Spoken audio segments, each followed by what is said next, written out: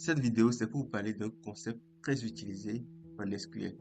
Jusqu'à présent, on a fait des manipulations sur la donnée, on a recoupé la donnée, on a filtré dans la donnée, on a fait des calculs sur la donnée.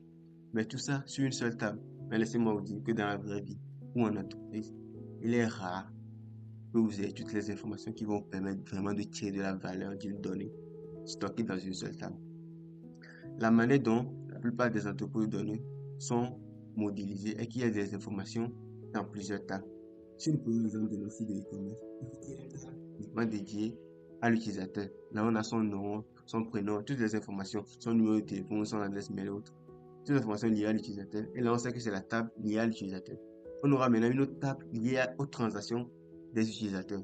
Là, on peut avoir juste l'identifiant de l'utilisateur pour pouvoir faire la correspondance après. Et on a peut-être le prix de ce qu'il a acheté, oui, voilà le montant de la transaction. On peut avoir le produit qu'il a acheté, le marchand chez qui il a acheté le produit, la date où il a acheté le produit, s'il a vraiment été livré, tout ça. Donc, on aura des informations uniquement liées à la transaction dans une autre table. Et maintenant, dans ces deux tables de mon exemple, si je veux tirer de la donnée pour pouvoir apporter de la valeur à un business, qu'est-ce que je peux faire? Je fais appel à un concept qu'on appelle les jointures. Les jointures permettent juste de combiner les données, comme je viens de le dire, de plusieurs tables en se basant sur des conditions. Ces conditions sont basées juste sur les colonnes qu'on a dans les deux tables. Parlant de jointures, on a différents types de jointures et ça nous aide à fournir de l'information selon le concept ou bien selon ce que nous voulons en faire. Le premier type de jointure est le plus utilisé aussi. Bon, je ne peux pas dire le plus utilisé, mais le plus simple ou le premier que les gens utilisent, c'est le inner joint, où tu fais juste un simple joint sans le inner. Le moteur saura que si tu veux faire un inner joint, pas besoin de préciser. Le inner joint, qu'est-ce qu'il fait? Il nous retient juste les informations qui correspondent au niveau des deux tables. J'ai une table A, j'ai une table B.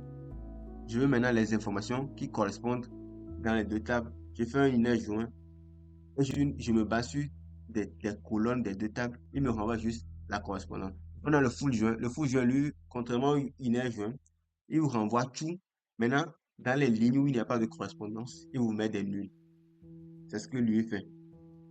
On a d'autres types de joints aussi. On a comment je vais dire, on a le left joint. Le left joint, il renvoie déjà le left joint pour une jointure à gauche. Il renvoie déjà toutes les informations qu'on a dans la table A.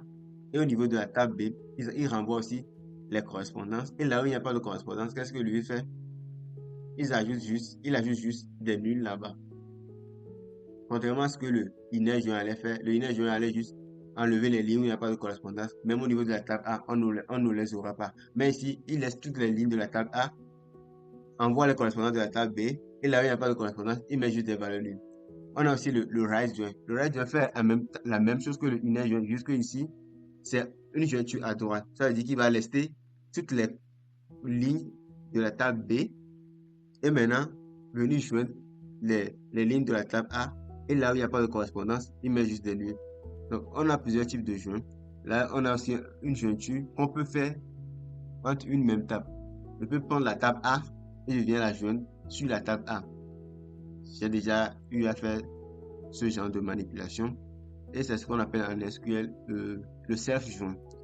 Donc, les jointures, là, je viens de parler de quelques types de jointures, mais il faut savoir qu'il y en a beaucoup et vous pouvez les définir selon ce que vous voulez faire. Et aussi, on ne fait pas une jointure uniquement sur une colonne, vous pouvez joindre sur plusieurs colonnes. Et aussi, on ne joint pas uniquement sur des égalités, vous pouvez joindre sur d'autres opérateurs. Merci, j'espère que vous avez aimé cette vidéo. C'est juste une vidéo d'introduction. Vous aurez une vidéo où je vais vous expliquer le inner joint, pas du code. On va pratiquer. Mettez un pouce bleu, likez, je vais répondre à tous vos commentaires. Merci.